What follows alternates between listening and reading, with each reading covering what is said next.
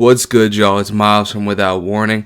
We're back with another video. If you are new here, please like, comment, subscribe. And if you're already subscribed, ring that bell. It goes a long way. We appreciate all of y'all. So let's get into it. So it is New Year's Eve. It has been a crazy year for music. I personally have listened to a lot of music, spent a lot of time inside, and in doing so, I have spent a ton of time on my Apple Music, listening to our playlist, and listening to a lot of music personally. In this video, I'm going to give my top 10 songs of the entire year. All of these songs are songs that came out in 2020. I looked at a lot of my most recently listened to and what songs I listened to the most the entire year, and I brought it down to about like 50 to 100 songs. And from those 100 songs, I had to bring it down to 10. Super difficult, but I'm pretty happy with my list, honestly. So coming in at 10, we've got Drake and Lil Durk's Laugh Now, Cry Later.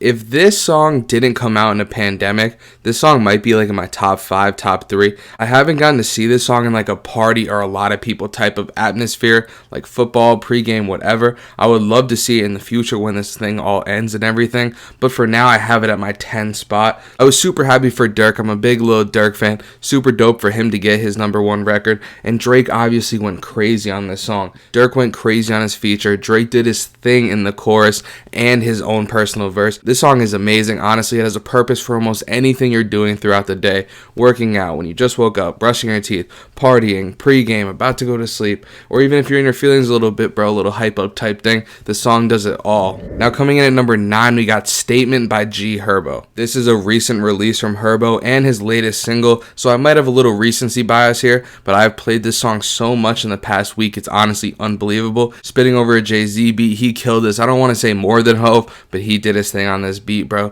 Super nice build up in the beginning, and then when the beat drops, Herbo is consistently snapping. If Herbo really wanted to, bro, I feel like he's in a position where like Joey Badass is, and he could do some serious damage if he locked in and took over the rap game. With songs like this and verses like this really show you how good of a rapper Herbo actually is, as well as just making that drill and hype anthems for a lot of the streets and just people like me that just enjoy his music. Now coming in at number 8, I could not decide. Of course, I could not make a complete top 10, so for this 8 spot, I put 2 different songs. They're both Pop Smoke songs. I have Something Special and Imperfections. Those are my most listened to songs off this album, and I consistently play these songs on the daily. Imperfections is obviously his cover of the Mario song Let Me Love You, one of my favorite songs ever, honestly, and Pop Smoke doing it honestly sounds so perfect to me. Even though it's only like a minute or maybe too long, this is an amazing song. I listen to it literally every single day. It has so much purpose for me, just like whatever I'm doing throughout the day. The lyrics are obviously amazing. It's a legendary song, came out in like 2004 or something,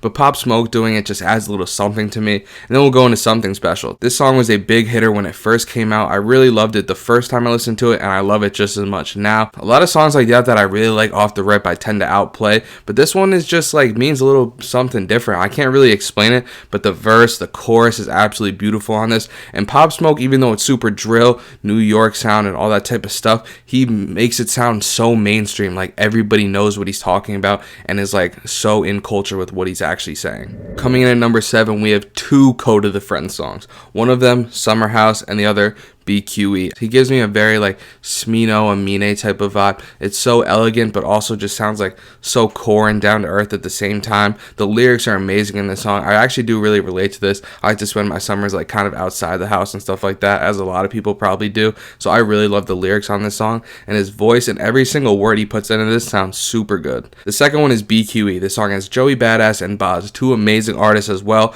on top of a Kota the Friend styled song.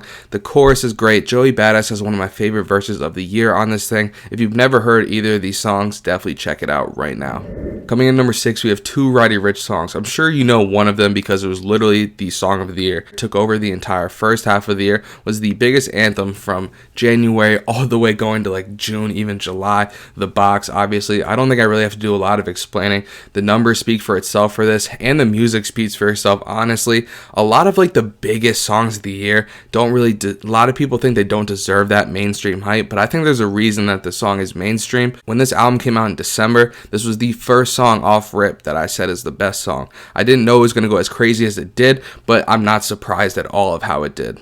The second one isn't completely a Roddy Ricch song. It's him and Kota on Gifted. This chorus is definitely one of my favorite. I'm not a huge fan of Kota, honestly. A lot of people really praise his latest album, but I'm not a super big fan of his sounds or anything like that. But he has some great bars. I know he's known for having good bars and all that throughout all of his songs, but for this verse, I think he really did his thing. Kota and Roddy have some really natural chemistry in the sense that like Roddy and him kind of have the same style of how they carry themselves and all that type of stuff. And even on the track, they carry themselves very similar on this track. They complement each other very well. The sounds of this thing are very energetic, but also like give off really good just like daytime vibes going out and just doing what you got to do. Now coming in at number 5, I had to put this top 5. It didn't make it anywhere past top 5 because I have a lot of songs in front of it that I really like, but we have Rags to Riches featuring Lil Baby. I know it's not the original. A lot of people might have the original in their top 10, but this Lil Baby feature is insane. Lil Baby in 2020 went Lil Wayne in 08, Lil Wayne in 09. Like, that's all I could really say.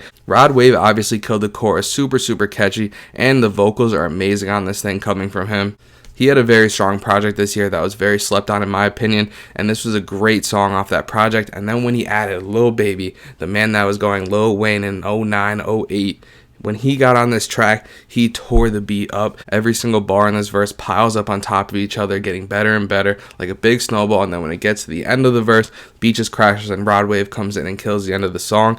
Definitely had to put this one in my top 5. At number 4, we have a song off one of the best albums of the year, in my opinion, Man on the Moon 3. I feel like a lot of people wouldn't guess this one being in my top 5, let alone number 4, but it's Loving Me with Kid Cudi featuring Phoebe Bridgers. This song really gives me Man on the Moon 1 vibes. That's one of my favorite albums of all time, and it really brought me back in time when he was doing that Up and Away and all that type of just amazing music that's put in the past. But it's Kid Cudi like 11 years later just doing that thing. Phoebe sounded amazing on this track along with Kid Cudi. During the 3rd and 4th acts of this project, Kid Cudi is getting very personal but also sounding very relatable, and at the same time is just like working with the right sounds in my opinion and what he does best. And Lovin' Me is right in the middle of all of that and sounds absolutely perfect to my ears. Maybe some people might not like this type of music and stuff like that. I get that Kid Cudi isn't for everyone, and I get a song that him and Phoebe Bridgers is not for everyone as well, but I feel like this song is like a really you love it or hate it type of song, and I really love it. Now coming in at number 3, we have a tie between 2 Freddie Gibbs songs. I try to keep the tie between like the same artist, so I'm not like making it like a top 15,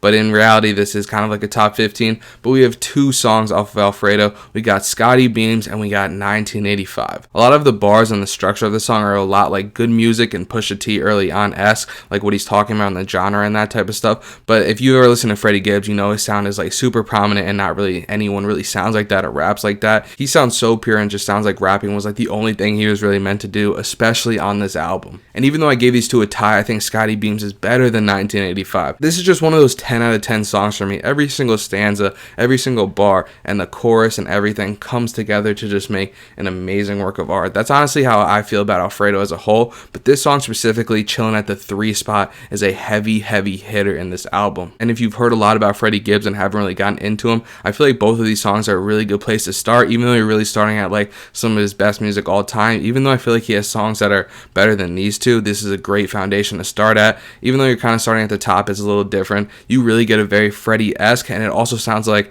this album or these 2 songs could have came out in like 2010 and he really could not tell the difference. And at number 2, we have a Future song. My favorite Future song that's come out in probably the past like 3 to like 4 years, I want to say. Everyone knows Future came out with High Off Life this year. I feel like not a lot of people are talking about it as the year went on, but it's still one of my favorite projects, and I think Future did have a strong performance on here. Future is definitely getting older, has been in the game so long, and you can definitely tell, but this song is super refreshing and reminds me of Future back in like 2014, and it is Accepting My Flaws. This song is absolutely crazy. His voice inflections when he's going in on the verse, he's really getting personal in the song. Reminds me of 2017 Hendrix type of album like that, but going even harder than that in my opinion. He's going like Beast Mode original, going monster on this album like some of his older albums that he was doing. And in full form, you can tell what the song's really about if you just look at the title, but you also have to look into the lyrics. A lot of people listen to Future more for like that trap type of sound, and it's like really hard hitting and makes you kind of move, kind of like a song like Real Sisters. But when you dig into it deeper and you see songs like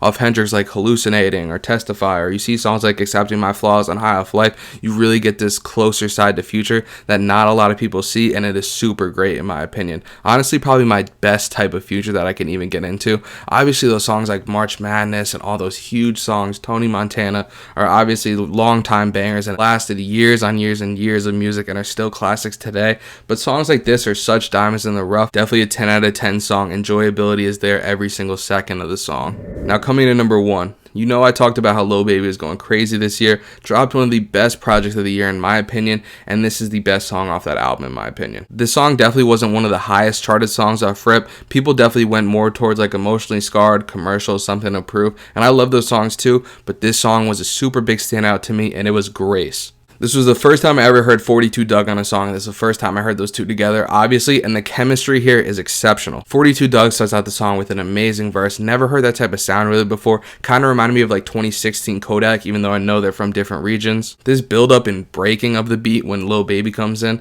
is super, super angelic. Angelic is kind of like a weird word to use in this sense, but I feel like Lil Baby and 42 Dugg were really in their element on this song, like how J. Cole was on like Love Yours, or Drake was on like God's Plan, or when he was on From Time, or when he was on Headlines, or Future when he was on Accepting My Flaws, like Quavo or Offset on Too Hotty. Like they are just in their element, killing the verse, every single word, and it is a complete body bag of a song. And the thing about this song is that it's an absolute body bag every single second, bro. This is definitely my favorite Lil Baby song ever. I don't really see him topping this, bro. When this song is played in the car, bro, it's just one of those songs that I have to just and no matter what I'm listening to on car, aux, headphones, out loud, whatever, even if I have it on vinyl someday, this song is going max volume every single time I listen to it. So that is my top 10. Comment some songs that you think should be in my top 10, or songs that have to be in your top 10. Like, comment, subscribe, share with a friend. Check on us on all of our social medias. We're posting a lot more, especially here on YouTube.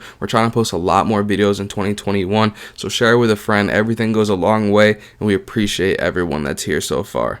Peace.